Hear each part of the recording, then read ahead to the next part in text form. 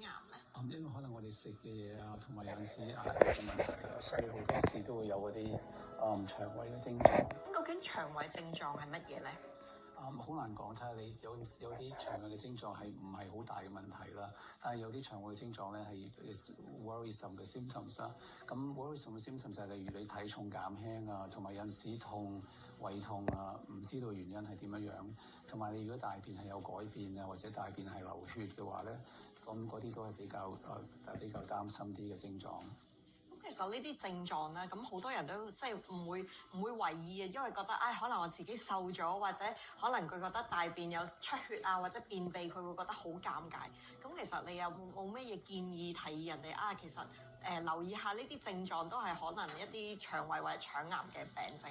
我建議咧就係應該大家係做定期嘅檢查啦，因為喺美國嚟講咧，我哋腸胃癌嘅機會比較高啲，尤其是大腸癌嘅機會係好高㗎。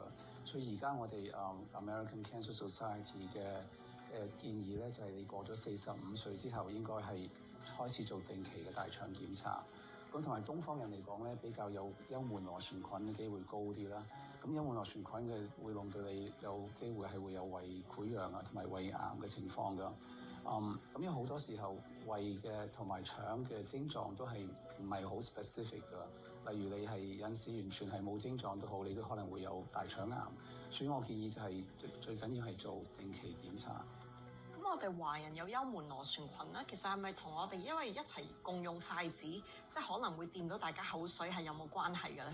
局部地方嚟係講係有咁嘅機會，尤其是喺東南亞嚟講呢個機會比較高啲啦。喺美國嚟講個指數比較低啲啦，而家已經咁，但係喺東南亞嚟講，機會都係好高㗎，因為大家用筷子一齊啊，或者有陣時你去酒樓啊，嗰個廚房煮嘢嗰個人啊，係有即係染咗有嗰啲菌嘅話咧，咁就好大機會將啲菌送咗去你睇啲即係嗰啲顧客上面啦。咁我哋華人就好中意打邊爐啦。咁其實打邊爐有冇機會係傳染我哋啲口水嘅咧？都會有機會㗎，直接到間接之間。因為點解咧？我哋睇例如屋企人嚟講啦，即係爸爸媽媽如果係有幽門螺旋菌嘅話咧，佢啲仔女嘅機會係比較高少少㗎。咁我哋其實幾時要檢查大家有冇幽門螺旋菌咧？或者其實個症狀係乜嘢咧？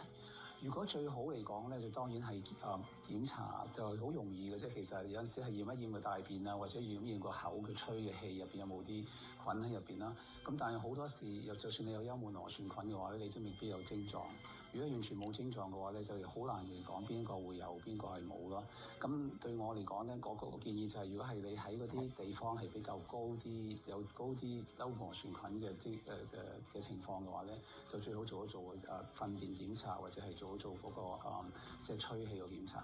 所以而家最近好多嘅趨勢就係興嗰啲衞生打邊爐啊，即係每人一個鍋，咁就唔會感染。咁最後一條問題啦，咁其實啲人通常係去第幾多期佢哋先會發現症狀咧，就會開始檢驗就發現原來佢哋有腸癌嘅咧？好難講，好多時咧，好似我哋做大腸鏡咁啦。例如我做大腸鏡，大概7-8個人入邊有1個人都係會有機會有大腸癌。咁好多時有大腸癌，亦都係完全係冇症狀嘅喎。咁大腸癌嚟講好難講，有陣時就係可能會發現嗰陣時已經係晚期。咁但係有好多時候，如果係到晚期嘅情況嚟講咧，佢應該有症狀㗎，即係症狀例如係痛啊、體重減輕，唔知個原因係咩原因啊，同埋大便流血咯。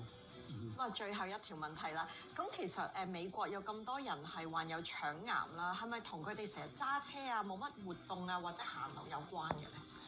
少活動當然係一個問題啦。咁另外一個問題咧，就可能我哋平時食嘅嘢上面嚟講都係好大嘅影響。咁而唔係短期，即係話如果我見到你大腸有息肉，我而家開始即刻